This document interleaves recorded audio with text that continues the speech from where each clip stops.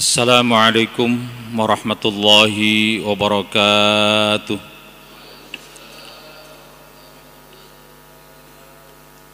Bismillahirrahmanirrahim. Alhamdulillahi rabbil alamin.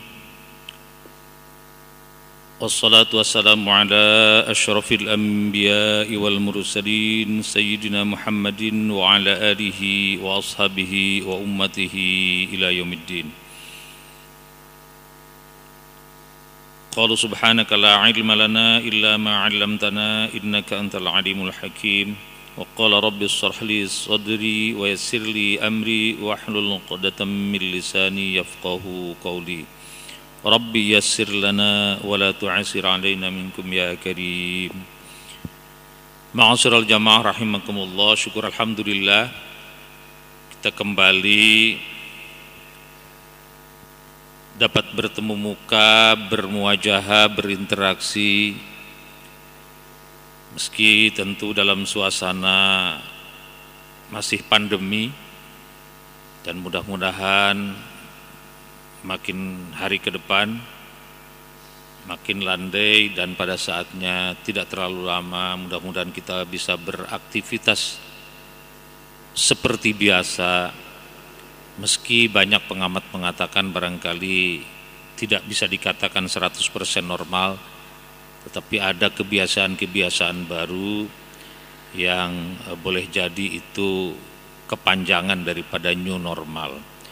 Wallahu alam, tetapi mudah-mudahan apapun dan bagaimanapun kita senantiasa sehat walafiat, senantiasa diberi perlindungan oleh Allah Subhanahu wa taala dan mampu beraktivitas secara optimal dalam keadaan dan posisi apapun. Salawat dan salam semoga tercurah keharibaan junjungan alam Nabi kita Nabi Muhammad SAW, keluarganya, sahabatnya, dan semua pengikutnya termasuk kita bahkan hingga akhir zaman. Ma'asyiral jamaah rahimakumullah, sebagaimana biasa mengawali rangkaian kajian kita membaca suratul Fatihah. Mudah-mudahan pertama, kita niatkan senantiasa kita mendapatkan kesehatan, keafiatan, dan perlindungan dari Allah Subhanahu wa taala, dan mudah-mudahan Allah memberikan keberkahan dalam hidup kita dengan panjang umur dan juga dengan kesuksesan dalam segala hal, dalam karir, dalam menuntut ilmu, maupun juga dalam memperoleh jabatan dan seterusnya. Yang kedua, jika ada saudara-saudara kita yang sakit, mudah-mudahan Allah angkat penyakitnya, dikembalikan kesehatannya seperti sedia kala. Dan yang ketiga, saudara-saudara kita yang sedang bertugas di lapangan, mudah-mudahan senantiasa Allah beri perlindungan, memberikan keselamatan, dan juga dapat sukses menjalankan tugas-tugasnya. Ala hadhihi niyyah al-Fatihah. A'udzu billahi minasyaitonir rajim. Bismillahirrahmanirrahim. Alhamdulillahirabbil alamin. Arrahmanir rahim. Maliki yaumiddin. Iyyaka na'budu wa iyyaka nasta'in. Ihdinas siratal mustaqim. Siratal ladzina an'amta 'alaihim ghairil maghdubi 'alaihim waladdallin. Amin.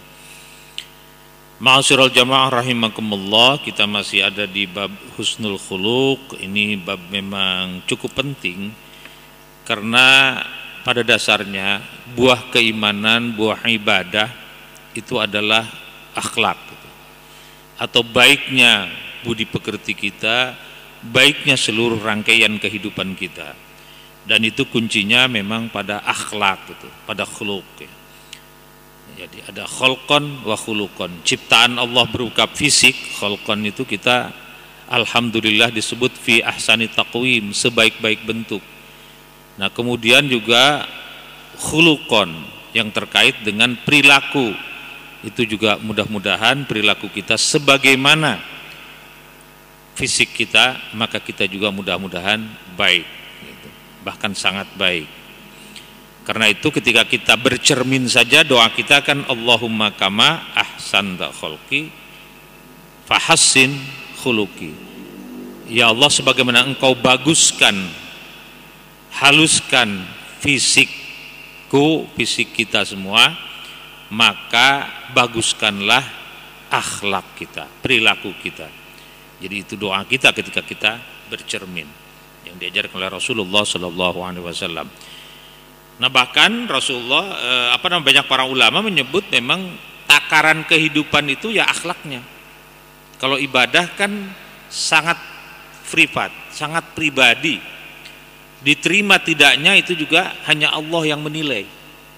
Apakah sholatnya, puasanya, zakatnya betul-betul lillahi ta'ala, atau ada unsur-unsur lain yang menilai itu semuanya adalah Allah Subhanahu wa ta'ala.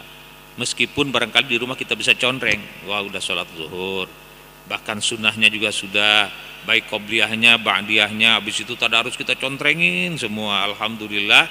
Tapi itu tentang nilai Allah yang maha tahu. Tetapi ketika akhlak, perilaku, itu langsung berhubungan dengan masyarakat, alam sekitar, dan sebagainya, dan kemudian dapat feedback secara langsung. Bahkan kepada Allah juga ketika kita sholat ada akhlaknya, ada kaifiatnya, ada tata caranya.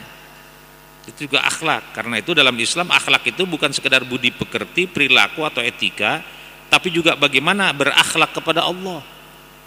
Rasa syukur kita ketika Allah memberikan rizki, atau rasa sabar kita ketika kita tidak diberi rizki.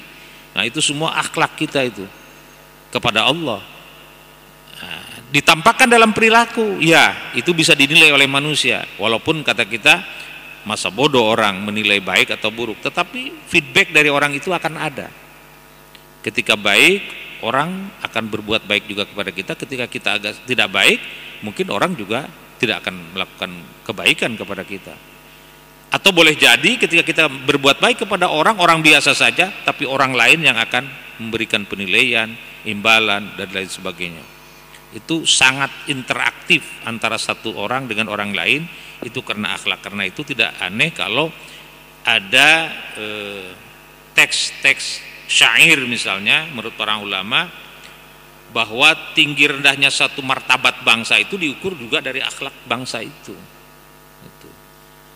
Fa'in humu zahabu, apa in humu zahabat akhlakuhum zahabu. Jadi kalau akhlaknya nggak baik ya nggak baik, tapi kalau akhlaknya baik, innamal umamul akhlak ma baqiyat. Fa'in humu zahabat akhlakuhum zahabu. Jadi kalau akhlak satu bangsa bagus ya bagus, tapi sebaliknya akhlak satu bangsa masyarakatnya jelek-jelek. Karena akhlak itu juga melahirkan peradaban. Nah peradaban itu kan ditandai dengan, kalau istilah bahasa kita umum, itu dari mulai adanya niat. Kalau dalam bahasa umum itu adanya karsa, adanya kehendak, kemudian menimbulkan karya gitu. Nah dalam konteks keagamaan juga begitu. Rasa syukur itu diawali dengan perasaan, kemudian dilakukan apresiasi terhadap apa yang dirasakan itu, kenikmatan yang dirasakan, maka kemudian diekspresikan dalam bentuk syukur itu. Nah syukurnya bisa dalam bentuk lidah, ucapan, perbuatan, bahkan yang lebih agung adalah syukur itu kan karya. Kalau dalam teks Al-Quran dikatakan i'malu ala Dawud syukra, bekerjalah wahai keluarga Daud sebagai tanda syukur kepada Allah Subhanahu wa ta'ala. Jadi ungkapan rasa itu melahirkan karsa, kehendak. Kehendak itu kemudian melahirkan karya yang disebut amal soleh dalam agama, amilus solihat. Karena itu di berbagai teks ayat, kalau orang itu beriman dan beramal soleh, artinya yakin percaya kepada Allah, kemudian berbuat baik, maka banyak teksnya itu. Ada yang disebut falanuhiyannahu hayatan thayyibah, Allah akan memberikan kehidupan yang layak, yang baik, yang bagus, mungkin karirnya, posisinya, kehidupan ekonominya, kehidupan dipandang oleh orang lain dan sebagainya itu tertinggi. Karena apa? Karena iman dan amal soleh itu nggak bisa dipisahkan gitu. Amal soleh saja tanpa iman nggak ada apa-apanya. Kalau Al-Quran menyebut apa itu? Alladzina kafaru a'maluhum kasarabim biqi'atin. Orang-orang kafir itu a'maluhum, amal-amal mereka, perbuatan mereka meskipun bagus hebat, kasarabim biqi'atin, seperti fata morgana di padang datar.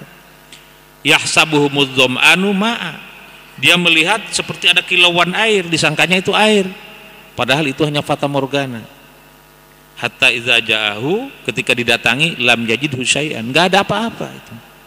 Enggak ada apa-apa. Itu Al-Qur'an di surah An-Nur itu ayat 39. Gitu. Bahkan disebutkan di ayat 40-nya itu au kadzulumatin fi bahril lujji. Jadi seperti kegelapan di lautan yang dalam. Jadi di atasnya ada ombak yang luar biasa pekat gitu, di atasnya lagi demikian, bahkan di atasnya itu ada sahab, ada awan pekat hitam juga. Jadi itu zulumatun ba'duha min ba'd. Jadi satu kegelapan yang berlipat-lipat, bertindih-tindih gitu. Nah, itu karena tadi itu amal solehnya tidak didasari oleh keimanan. Memang percaya nggak percaya kalau kita nggak melihat, tetapi kalau kita contohkan yang sederhana saja bisa menguatkan keimanan kita.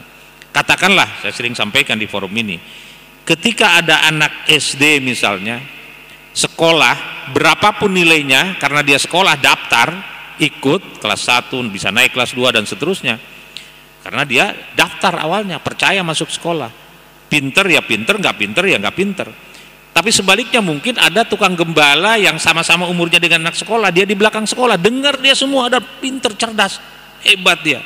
Ketika ada lembaran ulangan sama dengan anak sekolah, dia kerjakan juga, dia dapat, kalau nilainya betul semua 100. Anak sekolah ini, yang sekolah mungkin ada yang 90, ada juga yang 100, ada yang berapa, itulah nilainya. Tapi apakah anak yang gembala itu ketika lembaran kerjaannya disodorkan kepada guru dinilai? Nggak akan dinilai oleh guru. Kenapa? Nggak sekolah dia, walaupun benar semua 100. Nah, gambaran seperti itulah orang beriman.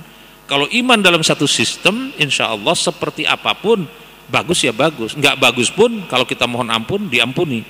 Tapi kalau nggak beriman, itu tadi, meskipun amalnya bertumpuk, kasarabim biqi'atin fatamorgana di padang datar. Karena itu keimanan yang buahnya adalah nanti adalah akhlak. Nah, kembali kepada persoalan akhlak, kemarin kita sudah bahas bagaimana akhlak Nabi kepada Allah begitu ya, yang menurut Siti Aisyah ketika ditanya karena khuluquhul Quran, bahwa akhlak Nabi itu adalah Al-Quran. Akhlak Nabi adalah Al-Quran. Nabi kadang-kadang kan membaca, di beberapa hadis yang lalu yang pernah kita lewati itu, pernah kita bahas juga, itu Nabi membaca Al-Quran. Ketika membaca sampai bacaannya izatala, ketika membaca tentang Nabi Ibrahim, Nabi baca itu, Rabbi inna adlalna katsiran minan nas. Ya Allah, kebanyakan orang adlalna, jadi dolal, dia tersesat. Karena apa? Karena ada berhala-berhala itu. Jadi karena berhala, dia menjadi sesat. Kata Nabi Ibrahim kan, faman tabi'ani fa innahu minni, kalau dia ikut saya, nggak ikut berhala, dia itu adalah pengikut saya. Fa innahu minni, bareng dengan saya. Tapi waman asoni, kalau dia itu durhaka kepada saya, fa innaka ghafurur rahim, sesungguhnya engkau ya Allah maha pengampun lagi maha penyayang. Ya, kalau kita barangkali ikut saya kamu selamat, nggak ikut kamu celaka, barangkali kan begitu bahasanya. Tapi ini Nabi Ibrahim tidak. Inna adlalna katsiran minan nas, ini berhala banyak menyesatkan manusia, kalau ikut saya selamat, tapi nggak ikut saya mudah-mudahan ya Allah engkau ampuni. Itu baiknya luar biasa Nabi Ibrahim begitu untuk umatnya. Baca juga tentang Nabi Isa, sama, kata Nabi Isa, in tu'adzibhum fa innahum ibaduk. Kalau engkau menyiksa mereka, sesungguhnya mereka itu memang ibaduk, mereka itu hambamu ya Allah. Jadi engkau mau menyiksa mereka, ya nggak apa-apa, itu adalah hambamu juga. Tapi kalau dikatakan memberikan ampunan, fa in taghfir lahum fa innaka anta azizul hakim, engkau itu maha perkasa lagi maha bijaksana. Jadi sama kira-kira maknanya, kalau engkau mau mengazab, ya kan itu memang bukan makhluk saya, bukan ciptaan saya, ciptaan engkau. Ya terserah saja mau diazab pada dasarnya. Tapi kalau engkau mau mengampuni itu kan, ya engkau memang maha bijaksana. Dengan bahasa lain barangkali mau dikatakan, kalau bahasa kita, mereka mau diazab, ya sesungguhnya engkau kan bijaksana, enggak usah diazab lah gitu, ampuni saja mereka, kira-kira begitu. Nabi Ibrahim, Nabi Isa begitu, Nabi Muhammad nangis. Farafa'a yadayhi, kedua telapak tangannya diangkat, mendongak ke langit. Karena kan kiblatnya doa itu langit. Menghadap manapun katanya kiblatnya doa itu disepakati para ulama adalah langit. Kiblatnya sholat itu adalah Ka'bah, jadi menghadap ke Ka'bah. Tapi kalau kiblatnya doa, ya langit di atas. Itu bukan karena posisi Allah di atas dan sebagainya, itu Allah maha tinggi ya. Tetapi tidak dikategorikan seperti itu. Cuma kiblatnya doa, para ulama menyebut itu memang di atas. Karena itu kita mendongak ke atas atau mengangkat tangan ke atas, itu adalah memang kiblatnya doa. Sama dengan kiblatnya sholat, itu adalah kepada Ka'bah. Nah, itu Nabi berdoa seperti itu sambil menangis, Allahumma ummati ummati ummati, sampai Allah dengar, lalu kemudian nyuruh malaikat Jibril, coba datangi Nabi itu, datangi Muhammad, idhab ila Muhammad, datanglah engkau ke Muhammad, fasalhu, tanyakan kepadanya, mayubkihi, kenapa dia menangis. Lalu datang ditanyakan, Allah salam, lalu kenapa engkau menangis? Ya itulah ummati ummati, saya ingin umatku dirahmati. Jadi itu akhlak Nabi terhadap umatnya, akhlak seorang pemimpin, seorang penanggung jawab, seorang yang mengajarkan kepada kebaikan, melihat umatnya itu didoakan supaya baik. Lalu kemudian jangan sampai ada yang dihukum, jangan sampai ada yang celaka, jangan sampai ada yang bodoh, terus begitu didoakan. Al-Quran juga menyebut demikian kan, apa itu, azizun alaihi, kemudian harisun. Jadi sangat dirasakan beban orang itu oleh Nabi, dirasakan beban anak buahnya, dirasakan. Itu akhlak Nabi terhadap umatnya, meskipun umatnya itu gak dilihatnya, karena umatnya kan tidak semua orang yang dilihatnya pada saat itu, yang dilihat hanya sahabat saja. Tapi ada tabi'in, udah gak kelihatan, gak ketemu dengan tabi'in. Ada tabi'in, ada terus sampai kepada kita, yang sudah mungkin rata-rata kalau dihitung kepada generasi Nabi, ya 40, 45, 50 antara itulah, 40 sampai 50 generasi. Bahkan mungkin kalau orang-orang tertentu yang nikahnya muda-muda gitu, generasinya mungkin udah generasi 60 itu di tempat-tempat tertentu. Tapi yang rata-rata kalau kita bertanya kepada para habaib sampai kepada Nabi berapa, ya sekarang rata-rata ada 45-an gitu, rata-rata begitu. Nah itu artinya apa? Artinya yang tidak dilihat oleh Nabi pun didoakan, dan Nabi merasakan bebannya begitu berat, terutama ketika menghadapi Allah Subhanahu wa taala di yaumil qiyamah. Karena itu rahmati ya Allah gitu. Itu akhlaknya Nabi kepada umatnya sampai sebegitunya gitu. Kalau kita kan kadang-kadang ya sudahlah, kamu mau ikut saya selamat, nggak ikutnya masa bodoh kan gitu. Tapi tidak, dengan para nabi tidak demikian. Itu yang dibaca oleh Nabi Muhammad SAW ketika membaca Nabi Ibrahim, membaca Nabi Isa, dalam riwayat muttafaqun alaih yang disepakati oleh Imam Bukhari dan Muslim, ya demikian. Sehingga Allah bertanya, sudah kalau gitu semua umatmu akan diampuni. Itu berkat doa Nabi Muhammad. Sudah Allah ridho dengan apa yang dilakukannya. Ajarkan saja kebaikan, Allah meridhoinya. Dan minta selalu ridho kepada Allah Subhanahu wa taala. Lalu kemudian minta ampun kalau salah. Seberapa besar pun dosa orang itu akan diampuni oleh Allah, kecuali dosa syirik. Innallaha la yaghfiru ayyushraka bihi wa yaghfiru ma duna dzalika liman yasha. Jadi Allah tidak mengampuni kalau dosa syirik, tapi dosa yang lain insya Allah diampuni. Kenapa dosa syirik tidak bisa diampuni? Karena menyekutukan Allah. Dia berpandangan bahwa ada Tuhan selain Allah. Bagaimana Allah mengampuni? Kamu bertuhan kepada saya, bertuhan kepada yang lain, ya terserah kan, kira-kira begitu. Tapi kalau bertuhan hanya kepada Allah, sebesar apapun Allah akan ampuni dosanya. Itu karena apa? Karena akhlaknya Nabi Muhammad berdoa terus untuk umatnya terus gitu. Bahkan dijadikan diberi syafaat di yaumil qiyamah.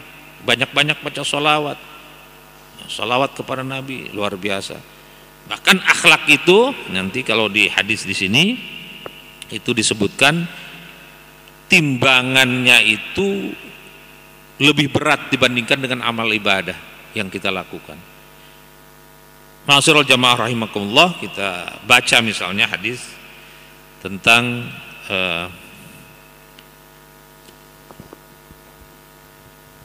tentang akhlak Nabi sallallahu alaihi wasallam. Wa an Anas radhiyallahu anhu qala kana Rasulullah sallallahu alaihi wasallam ahsanan nasi khuluqa.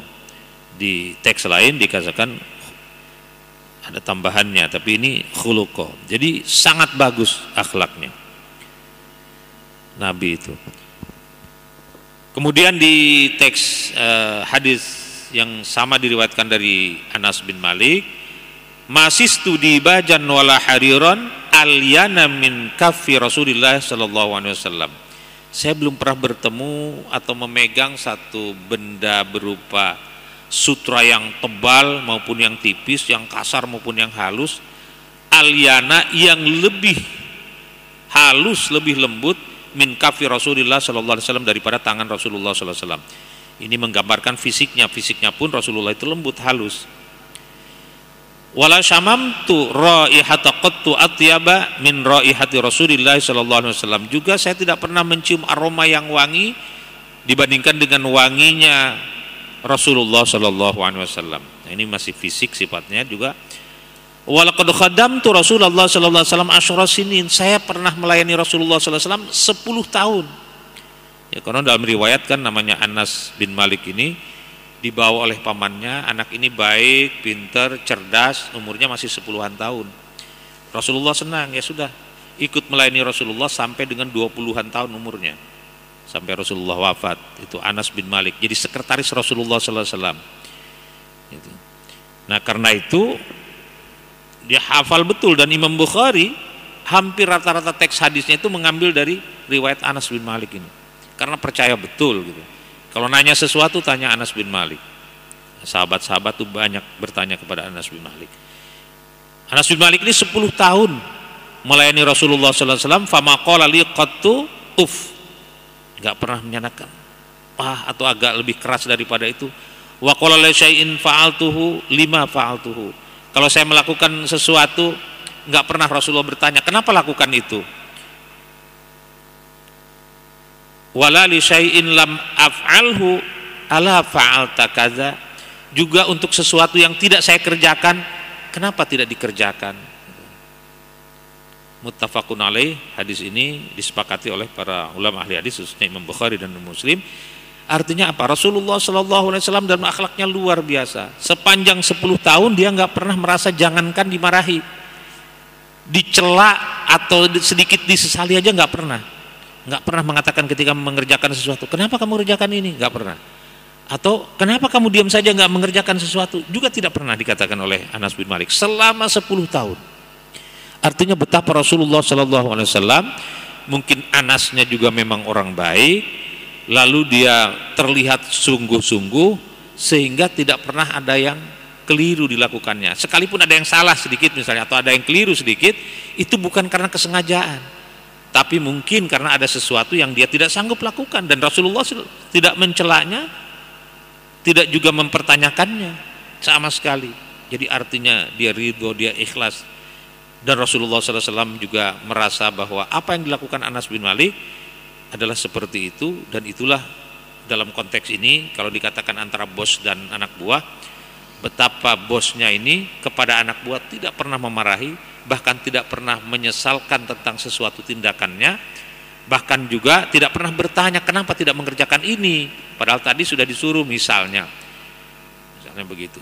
Saya yakin ini karena kebaikan Anas bin Malik, lalu juga memang juga budi pekertinya Rasulullah SAW, akhlaknya Rasulullah SAW yang sangat luar biasa, sehingga sampai-sampai Khadijah sekalipun, apalagi Aisyah ya, yang mengikutinya lama sampai dengan akhir hayatnya, mengatakan kana kullu amrihi ajaba, segala sesuatunya itu menakjubkan, indah. Dalam urusan di dapur, di mana-mana begitu, membantu dan lain sebagainya, sangat luar biasa. Bahkan di hadis-hadis yang lalu, kalau ingat Khadijah itu beliau mengundang teman-temannya Khadijah, kemudian memotong binatang kambing biasanya. Itu dibagi-bagikan. Ini temannya Khadijah yang paling disayang oleh Khadijah. Ini kaki paha belakang dan kepalanya. Ini bagian dagingnya ini. Semua itu dibagi seperti itu. Ada yang mirip suaranya dengan Khadijah, Halah itu adiknya. Halah sini dekat. Kamu paling disayang oleh Khadijah dan kamu paling mirip suaranya dengan Khadijah. Ini bawa kambing satu, bawa sampai sebegitunya. Karena itu Rasulullah SAW kan ketika memberikan jawaban kepada seseorang yang bertanya, katanya begini, hal baqiya min birri abawayya abirruhuma min ba'di mautihima ya Rasul, saya ini sudah kehilangan kedua orang tua, sudah wafat dua-duanya. Apakah masih ada sisa kebaikan untuk saya lakukan bagi kedua orang tua yang sudah tidak ada itu? Naam, kata Rasul. Ya, apa itu? As-salatu alaihima. Doakan keduanya, itu kebaikan. Kemudian wa ikramin shadiqihima, dan muliakan sahabat-sahabatnya. Kemudian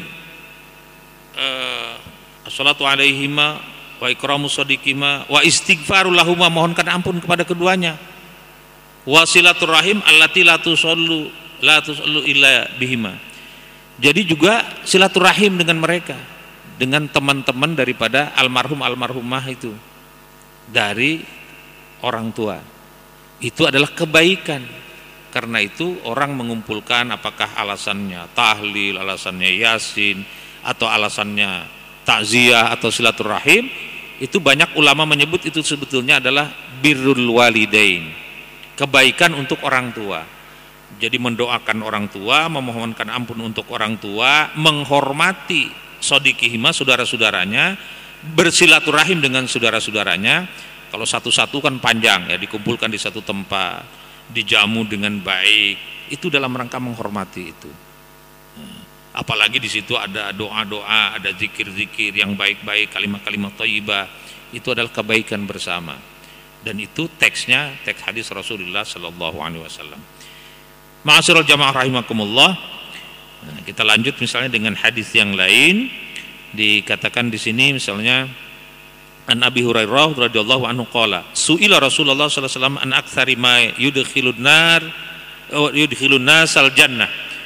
Ditanya Rasul sallallahu alaihi wasallam tentang kebanyakan orang yang yudkhilun nasal jannah, manusia-manusia yang masuk surga. Qala taqwallah wa husnul khuluq. Jadi takwa kepada Allah dan husnul khuluq, berakhlak yang baik.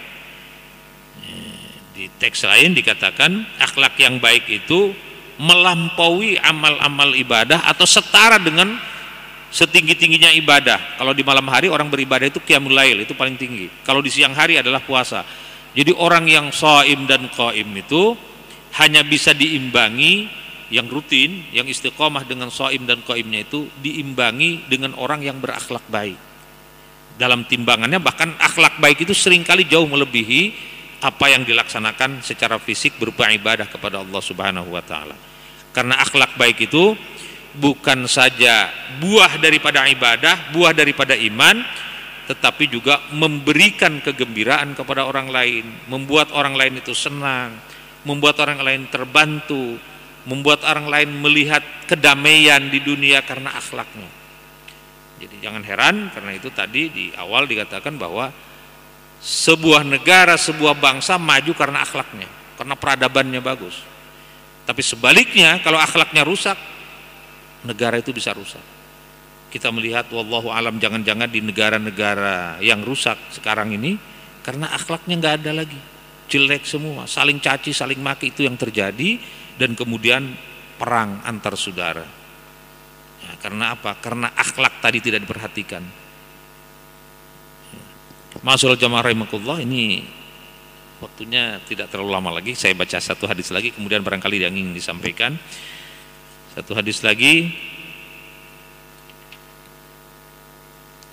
Wa an Aisyah radhiyallahu anha qalat sami'tu Rasulullah sallallahu alaihi wasallam yaqul innal mu'mina la yudriku bi husni khuluqihi darajata shaimil qa'im. Tadi sudah disebutkan. Rawahu Abu Dawud dari Aisyah radhiyallahu anha qalat, ia mengatakan sami'tu Rasulullah sallallahu alaihi wasallam, saya mendengar Rasul sallallahu alaihi wasallam yaqulu, berkata, bersabda, innal mu'mina, sesungguhnya orang mukmin itu la yudriku bi husni khuluqihi darajata shaimil qaim. Jadi seorang mukmin itu mencapai derajat seperti orang yang shaim dan qaim, artinya orang yang di siangnya puasa, dia di malamnya qiyamul lail, itu rutin istiqomah dilaksanakan sepanjang hidupnya, itu orang tertinggi derajatnya, dan itu bisa disamakan bahkan dilampaui oleh orang yang akhlaknya bagus. Jadi jangan dikira berakhlak baik itu tidak memberikan pahala.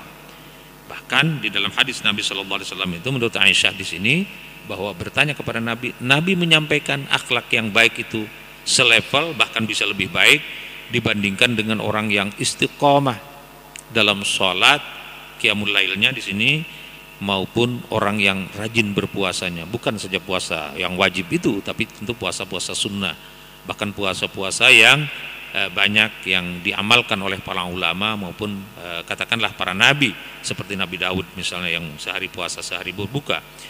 Nah, itu orang yang seperti itu hanya bisa disamai dengan orang yang berakhlak baik. Mungkin itu dulu para jamaah sekalian. Kalau ada hal-hal yang ingin disampaikan atau ditanyakan, ada juga yang ingin disempurnakan, saya persilahkan Pak Pain luar biasa ini bisa diberikan. Nah, beliau saya kira penting ini, masukannya penting, informasinya penting. Beliau dulu mungkin yang Pak Bapak yang sepuh ini orang tua kita dengar.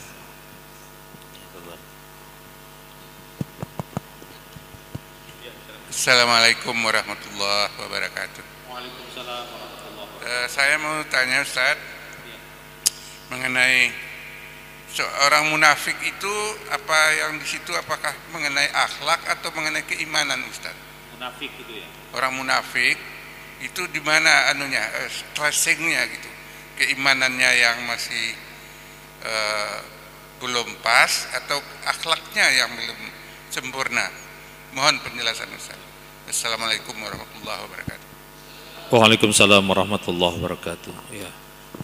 Innal munafikina fid darkil asfali minan nar. Munafik itu dikategorikan atau nanti pada saatnya itu ditempatkan di neraka yang paling bawah, di asfali minan nar. Kenapa dia bisa demikian? Ya karena dalam keimanannya pun sama begitu.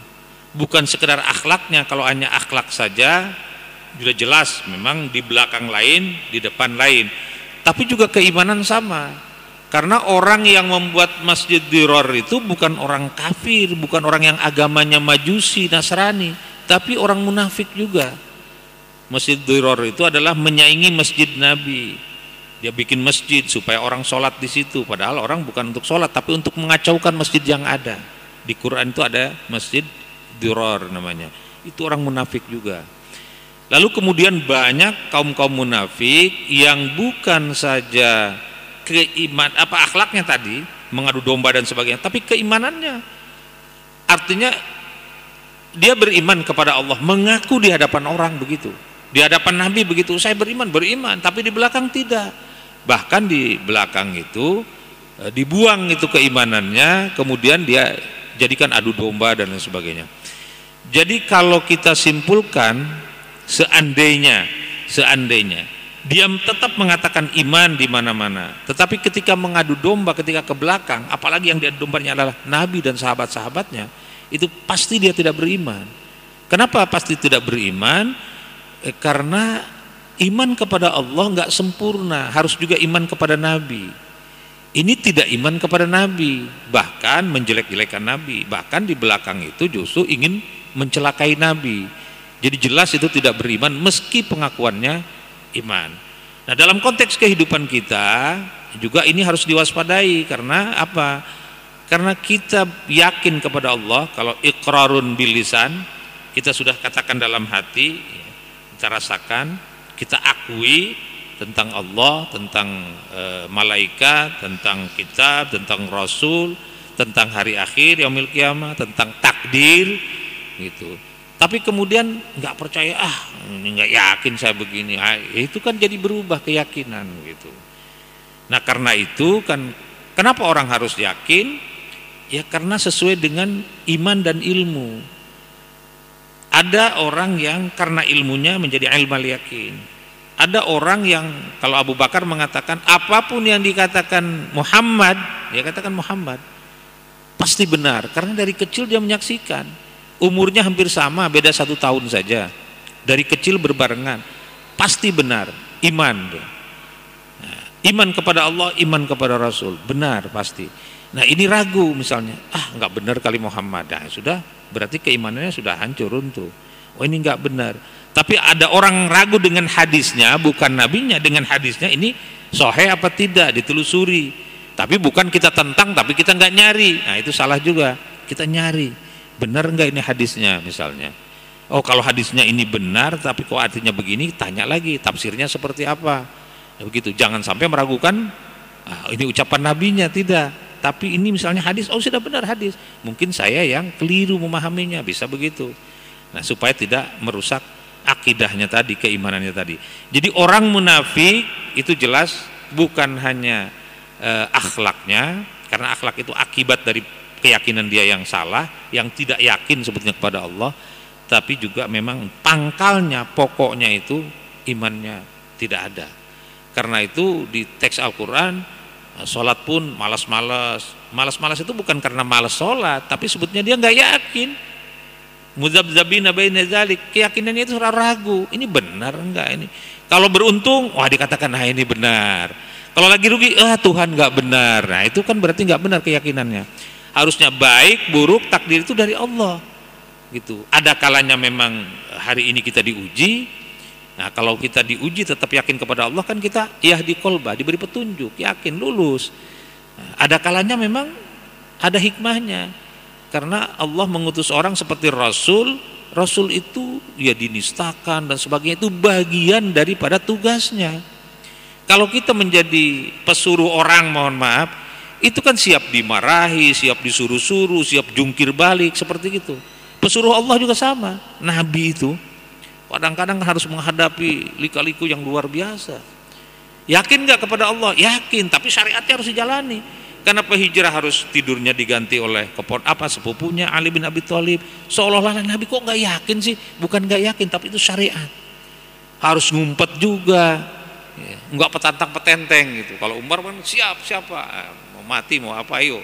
Tapi kalau Nabi syariatnya harus dijalankan karena umatnya harus nyontoh. Nanti kalau semua kayak Umar bin Khattab, siap kayak Umar bin Khattab, dipenggal habis semua gitu.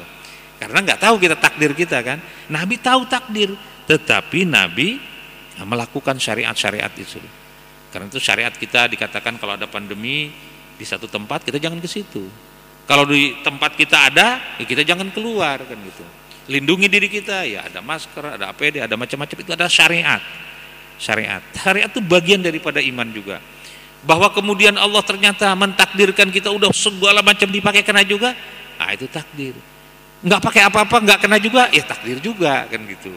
Tapi syariatnya semestinya memang kita jalankan karena itu juga ibadah kepada Allah Subhanahu wa taala atas dasar keyakinan. Tapi kalau keyakinannya enggak, syariatnya dijalankan, ya seperti tadi itu, alladzina kafaru a'maluhum kasarabim biqi'atin. Orang-orang kafir itu amalnya ya seperti fata morgana, walaupun banyak nggak ada apa-apanya nanti itu. Itu Al-Qur'an yang menyebut demikian. Kenapa? Karena nggak yakin, nggak percaya dilaksanakan kok gimana.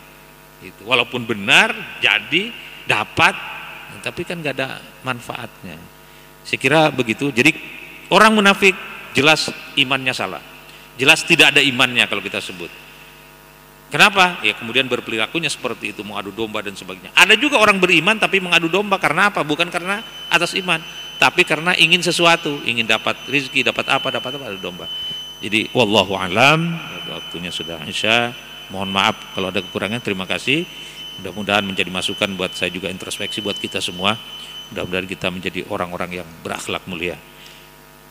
Wallahu a'lam bishawab. Assalamualaikum warahmatullahi wabarakatuh.